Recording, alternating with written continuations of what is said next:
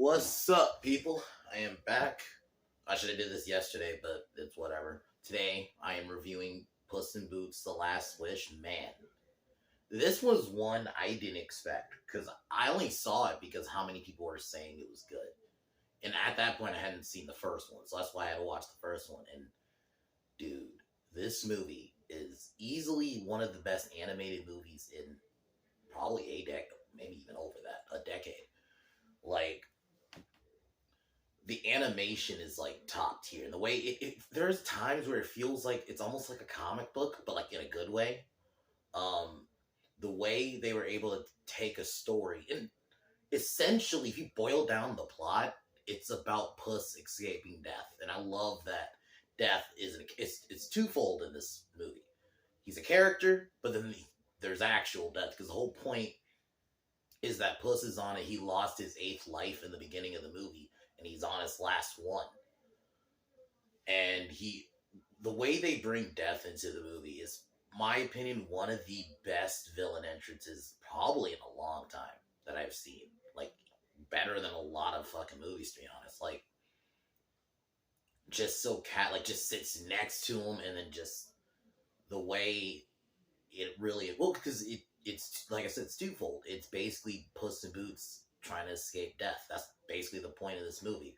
And the way that you're able to take a premise like that, and this is one of those movies where it feels like what an animated movie should be, where a kid, kids could watch it, but then there's stuff for adults. Like the whole death thing, that if you, like, as a kid, you would just think, oh, cool animation, cool animated movie. But you, as an adult, you see that little subtext, and yeah, that kind of makes the movie, it's kind of dark in a good way, but and Puss basically having to accept, that's like, you can never truly avoid death. And the way that the panic attack scene, that is how you do it. Like, you want to talk about how to do a panic attack and like bring that kind of thing in a story and it not feel forced, that's how you do it. That whole scene was very well done, and just the moment Puss saw death, he like freaks the fuck out, and it's done very well. And it doesn't feel like it's just mocking or like, it's not cringy.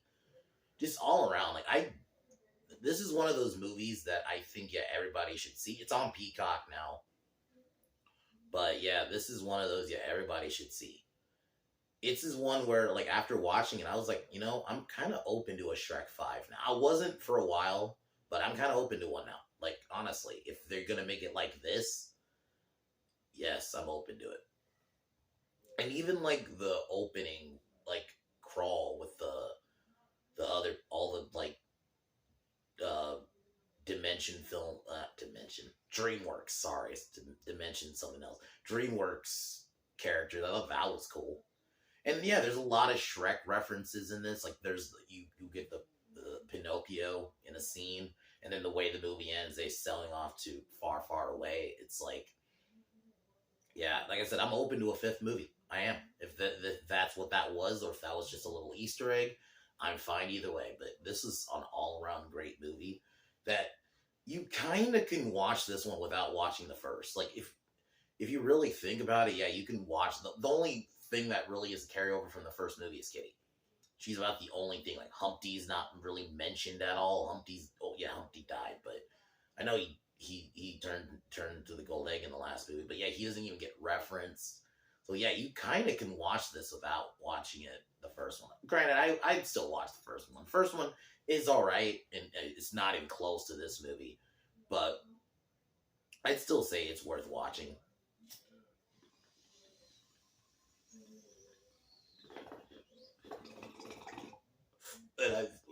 And Perito is a cool cool new character they added, and I love the Goldilocks and the bears were great.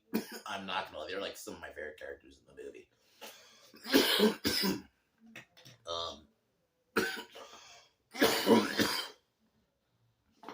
And basically the whole movie is about getting this map, which leads to this place which you can get three wishes. And that's basically the movie, essentially. While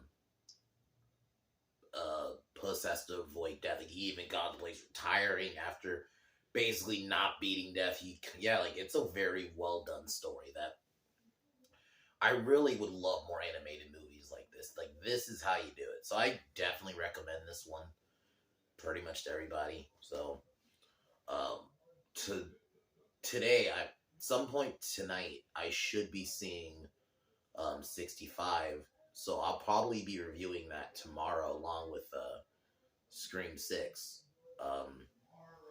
Because I'm gonna be because I have access to Scream 6. So those will be my most likely my next video tomorrow. I'll be trying to do them.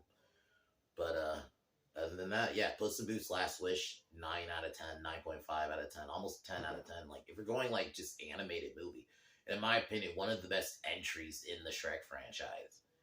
And one of the best villains, and very good villain in Death. Just because the character himself is good, the fucking voice, everything, his entrance. Just gonna talk about that again really quick before I go into the movie. Is just one of the best villain entrances ever. How casually he just sits next to Boots and says sign this, and he says points right at the dead because it was a wanted dead or alive poster.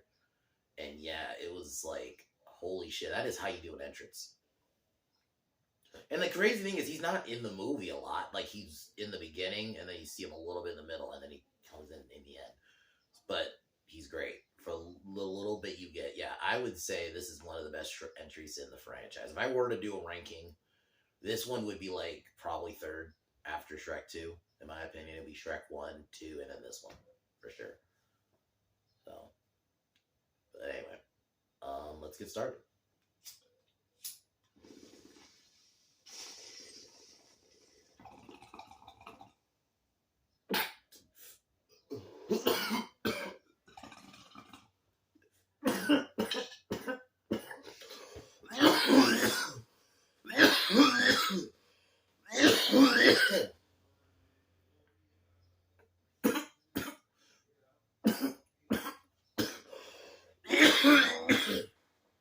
Yeah, so I love the opening of this movie. Like, you just see Puss kind of getting a celebration. He accidentally awakes a giant, and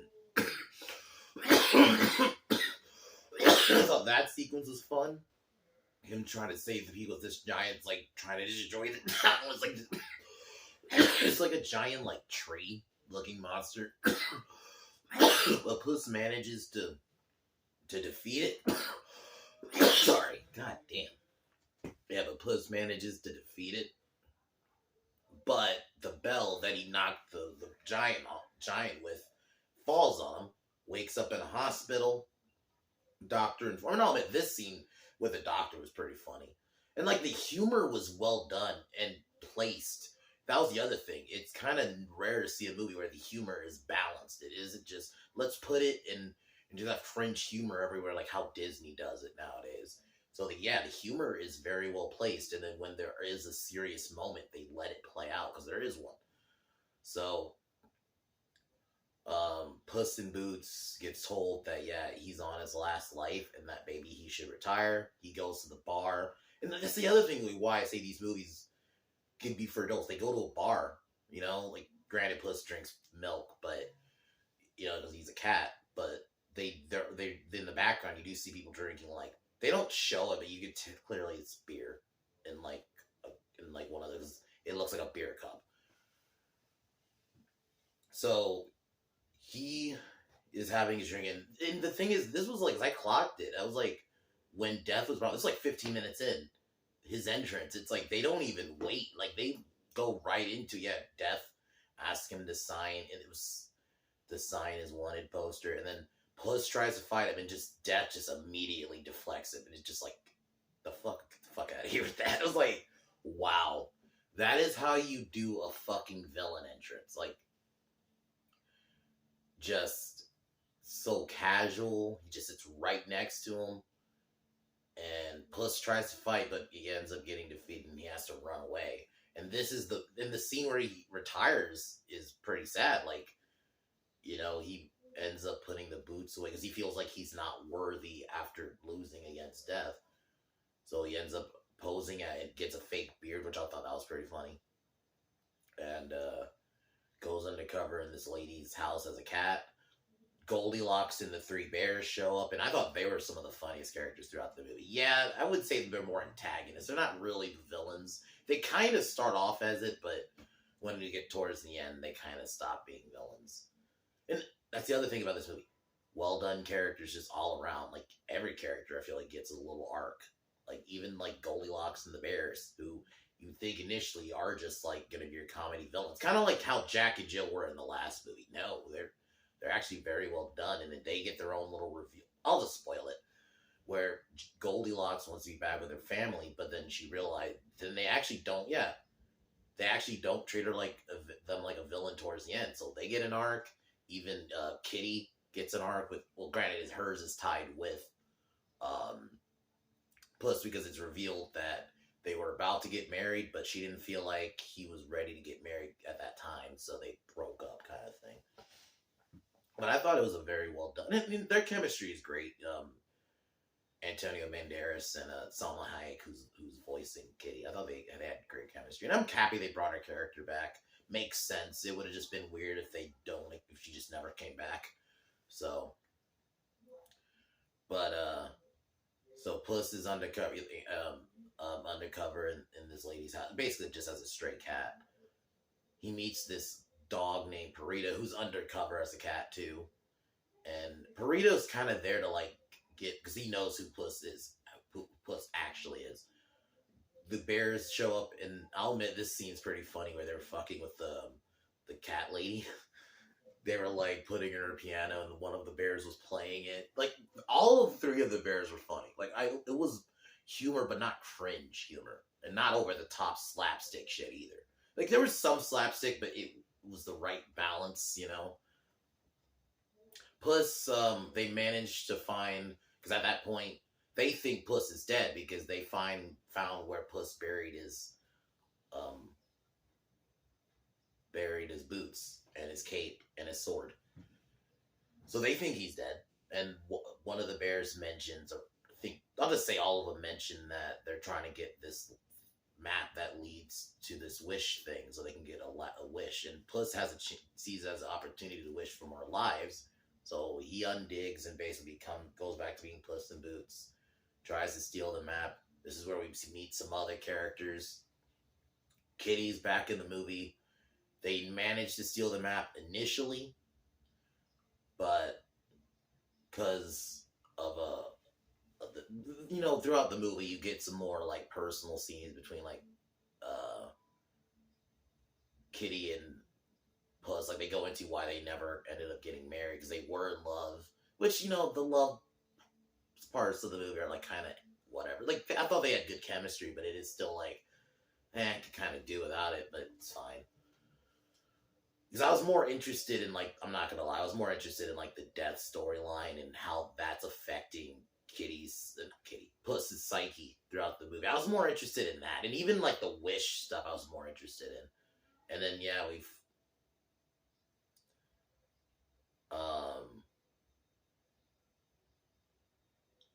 they end up, because Puss during the clash with Goldilocks and the bears, and the pink haired dude, who I thought was pretty funny too. I can't think of his name right now, but I thought he was a good character. They all want the map, so it was kind of like a big chase film, but they managed to make it work. And during this encounter, Puss sees Death, the character, so he runs in the forest, and this is where we get the great panic attack scene, which is very well done. Perito manages to find him and kind of comfort. Like, I thought that was a very well done scene, how they could take something like that and it not feel like, okay, this is just forced. It works, and it goes with the whole story, because Puss, he, in his mind, he got his ass whooped by this dude. Like, Death beat him with ease, so it made it work. So, and it was, I always like stories like this when it's done right, because then you have that moment where he has to finally face it. So, because Kitty's basically on her own, the Goldilocks and the bears take the map back, so Puss and Kitty have to go and try to take it back. They manage to get it. Everyone wakes up. We have a fight again, which I actually really think the action is very well done. And the transition with the animation. So they go to the forest, and this is where Puss sees death again. And so you, like, yeah, he's not in the film a lot, but you feel his presence. Like, that is how you do a character, a villain especially, but where you feel like, yeah, he's not in the movie a lot, but you feel their presence throughout. And then the more you watch it, it's not on the nose, where, yeah, you realize it's pretty much about Puss running away from death, not just the character, but actual death. Because then there's a scene where he sees his 8 other lives, which I thought that was great, and how different they were. And yeah, they were kind of shaming him, and this is where death comes in and basically starts smashing him, and yeah, we get a pretty good fight between the two. Yeah, because or before that, Kitty and reveals to Puss why she didn't marry him. She feel like Puss was not basically essentially saying he's not marriage material. And Puss tries to tell her why he's been running, because that's been, and it works, because that's been Puss's arc basically throughout these movies, is that he has been on the run forever. And then we finally get the face off with death, and that fight was great. That is how you do it. And that is how you can make an effective villain and not bitch him out and have him be a challenge. And I like another thing, they don't go into a backstory or anything. They don't explain really who he is. He just exists. Sometimes I'm cool with that. There's nothing wrong with sometimes characters or villains just existing. You don't always have to, oh, I gotta explain every fucking detail away. No. He just exists. Kind of like that. That makes it even more better. And the movie is paced great, and the way the animation changes, and changes color, and it just looks good, and it doesn't feel too stylized. Like, it's stylized in the right amount. So I definitely say go see it. Like, this is one, yeah, you could sit down with your kid for sure. This is what animated movies should be. This is like the animated movies like when I was coming up as a kid. We don't get a lot of that anymore. So it's kind of nice to see one that just is that.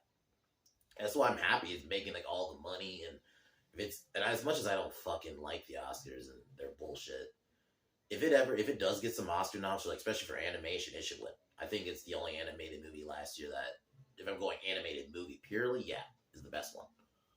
So, but Puss ends up taking it to Death, and Death eventually realizes that Puss is not so full of himself anymore, so he ends up sparing him. And they do it in a way where it's like, oh, okay, like almost like a respect kind of thing.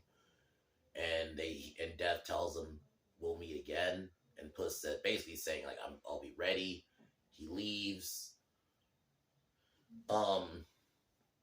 Goldilocks has an arc where she, was taken from her family, and she wants to be back with them, but then she kind of realized, you know what, the bears are her family. Yeah, it's very kind of simple, but it works.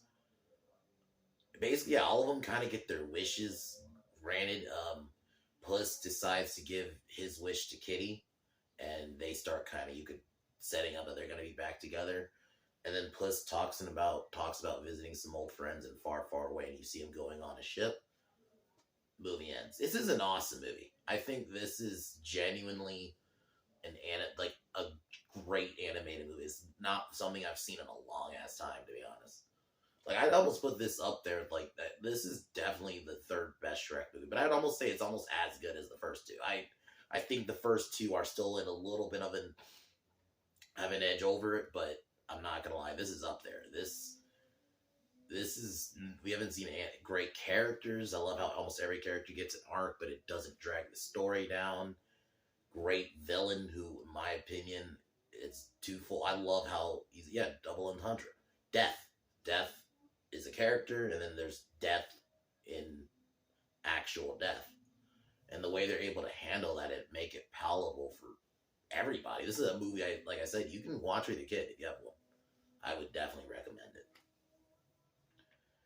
Like, animation is top tier. Like, you could tell they put the work in the animation. And it's not just one of those animated movies where, because I'll admit, a lot of animated movies today if you're going just purely look great.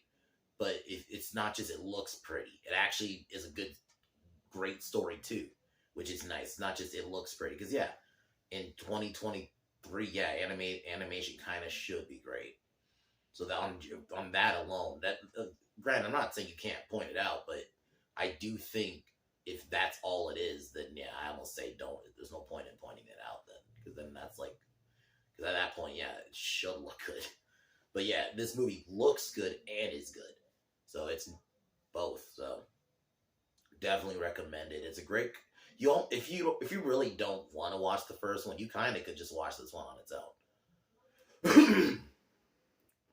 Even though I would watch the first one, because I think you can watch the first one and then this one back to back. But yeah, this one you kind of could just watch on its own, and this one is officially after 4. So, but yeah, and the way and yeah, you get a Pinocchio reference on one of the sideshows. There's like a puppet, and then it switches to Pinocchio, which was great. So, yeah, all around an awesome movie. Happy to recommend, and I think this is. I'm open to a 5th one if they decide to do it. If they decide to do one, if they basically have the writer from this movie and have basically whoever made this movie make 5, okay, I'm in. So, but yeah, Shrek franchise all around. Like, if we're being objective, for me, it's only 2 good Shrek movies. 3 is not terrible. What I would say is 3 is meh to me. 3 is meh. Though I can say, for me, it's where it ends. I almost don't even count 4 as canon. 4 is fucking bad. The only that's the example where it looked good, the animation, but it was shit movie all around. So, I don't ever plan on watching it. I'll watch, to me, Shrek is trilogy. Even though 3 isn't the best one, it works as that, ending. Shrek gets married. He's married, is about to have a kid. It works for me. That's a good way to write. Arthur becomes king. Yeah, it works as that kind of ending. I feel like 4 they only did because either 3 wasn't that well received, and they feel like, okay, we need to try to make something. And I feel like this was worse. 4 is way worse anyway. But yeah, Last Wish is so good, and this one is. I'm happy that this one not only topped the first one. This one blew it out of the water, and I like that first Puss in Boots. It's decent. But yeah, this one blew it out of the water. Like I said, I'm seeing 65 tonight. If I can, I'll try to review it tonight. I'll see how I'm feeling, but if not, I'll definitely probably do it sometime in the morning. And then whenever I feel like watching Scream, it'll be this weekend. I'll definitely will review it tomorrow night. So it'll probably be sometime tomorrow. Most likely I'll be watching it. So other than that, I'm gonna cheers and peace out.